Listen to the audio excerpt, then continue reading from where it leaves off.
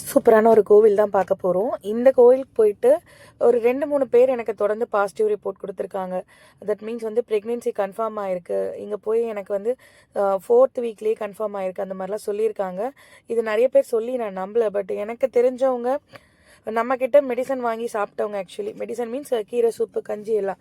அவங்க ஒரு ஃபோன் பண்ணி நல்ல ரிசல்ட் சொன்னாங்க. ஸோ அவங்களோட டயட்ஸ் எல்லாம் கேட்டேன். உங்களுக்கும் அவங்க என்னென்ன டயட்ஸ் ஃபாலோ பண்ணாங்க, அதை நீங்கள் ஃபாலோ பண்ணணும் அப்படின்னா என்னை ஃபாலோ பண்ணிவிட்டு லிங்க்குன்னு சொல்லுங்கள். நான் உங்கள் டிஎம்கே டேரெக்டாக எல்லாமே சென்ட் பண்ணுறேன். அதுக்கப்புறம் வந்து பார்த்திங்கன்னா இந்த கோவில் எங்கே இருக்குது அப்படின்னா குமரஞ்சேரி அங்கே தான் இருக்குது. ரொம்ப ரொம்ப பாசிட்டிவான கோவில். எனக்கே பர்சனலாக நான் வந்து 4th வீக் போகிறேன். 3rd வீக்லலாம் 2nd வீக்லலாம் ஒரு ஆவரேஜாக போயிட்டுருக்கோம் என்னோடய பிஸ்னஸை பொறுத்த வரைக்கும். ரொம்ப பெருசாக வந்து ரொம்ப பெரிய கொரியர்ஸ் எல்லாம் என்னைக்கா ஒரு நாள் தான் போகும்.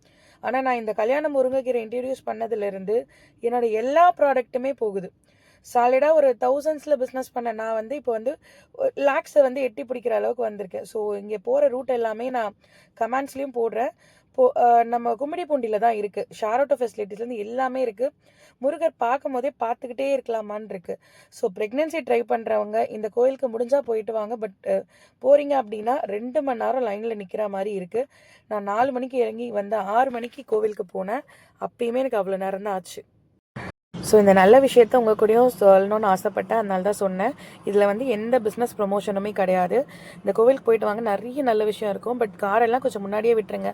நாங்கள் 1 கிலோமீட்டர் நடந்து தான் போனோம். அந்த அளவுக்கு இருக்குது ரஷ்ஷு.